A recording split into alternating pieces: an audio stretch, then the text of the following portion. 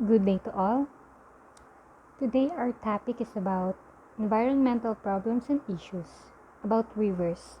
So we will discuss industrial pollution, mine tailings and waste, and water quality and monitoring.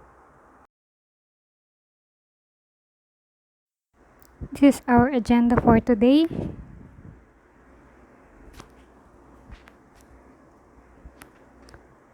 So this is just an icebreaker before we start the discussion. For the introduction, first, what is a river? So, flow of fresh water from streams, springs, etc. to sea, ocean, lake, desert, or another river.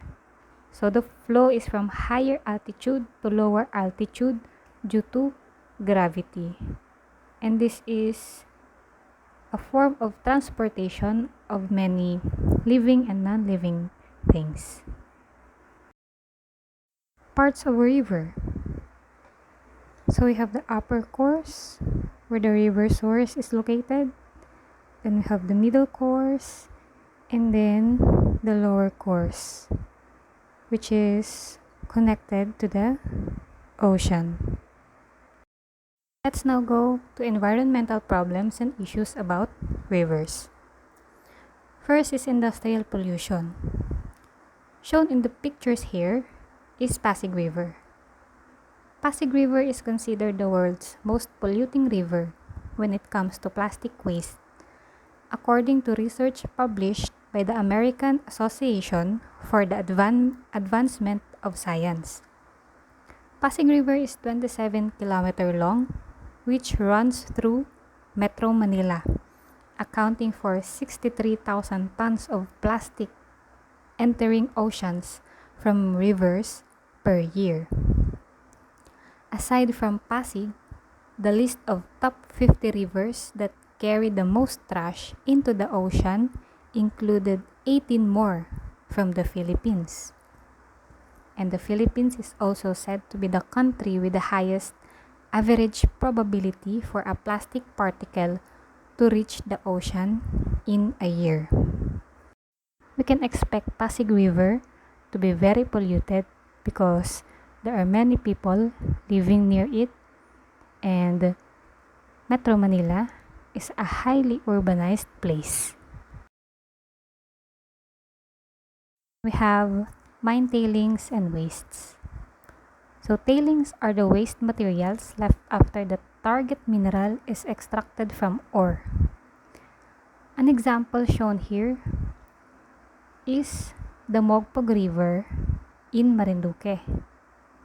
The Mogpog River has had difficulty in reversing habitat loss since a mining incident in 1993. The continuous discharge of mine wastes impedes the natural succession of the aquatic ecosystem. Lack of aquatic biota suggests that the mine waste discharge is toxic and poses little effects to the aquatic ecosystems of the Mogpog River. So this is 2020 study, very recent. Results of the study showed that the continuous outflow of mine waste still affects the Mogpog River. The present study recorded significantly high levels of chromium, copper, and sulfur in sediments and biota, among other heavy metals. The level of pH affects the bioavailability of heavy metals in water and sediments, and is also a factor in the healing and progression of aquatic life in the river. If mine tailings will continue to pollute, Mogpog River will remain a dead river or no aquatic life. This situation is also the same to mine sites near rivers that was not properly maintained after the extraction of minerals.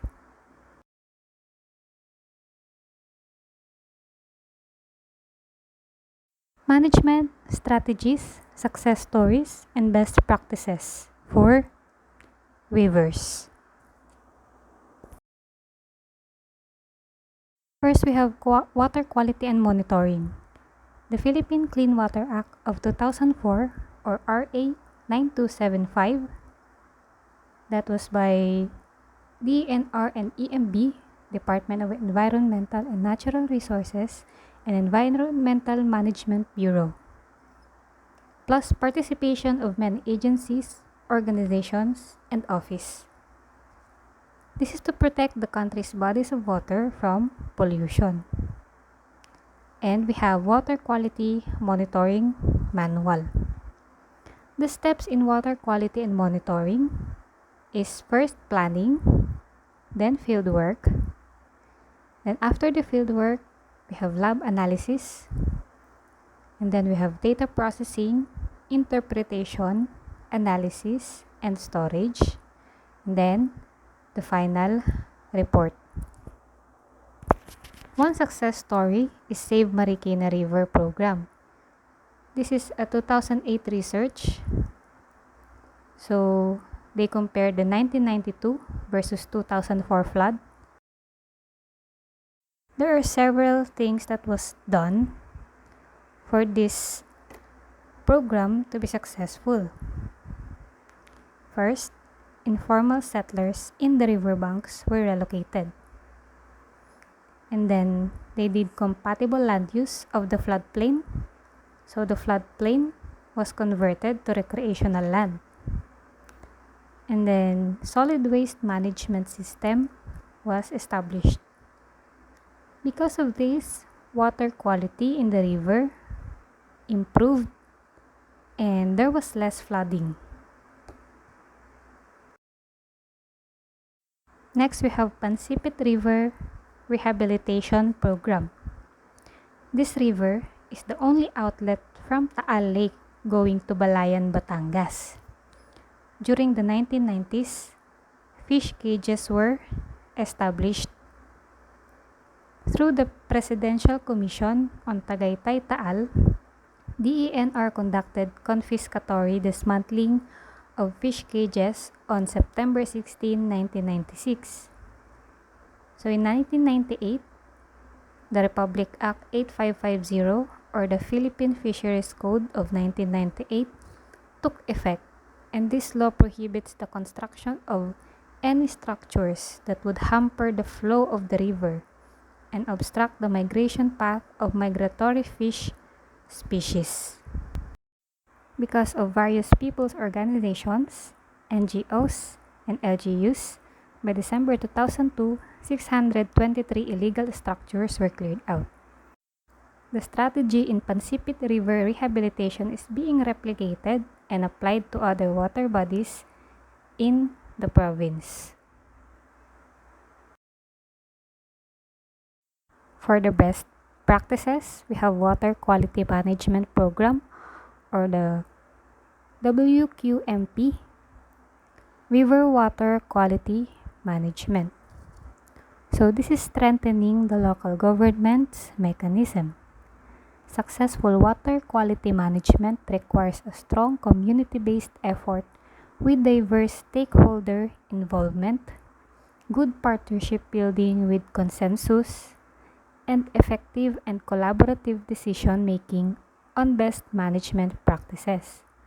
The challenge is to internalize the message that water is an important resource and that everyone has to play a role in the conservation and management of our water resources.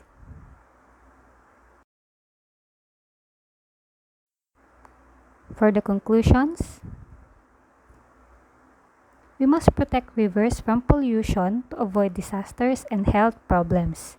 Awareness and participation of all stakeholders for the successful rehabilitation and conservation of rivers.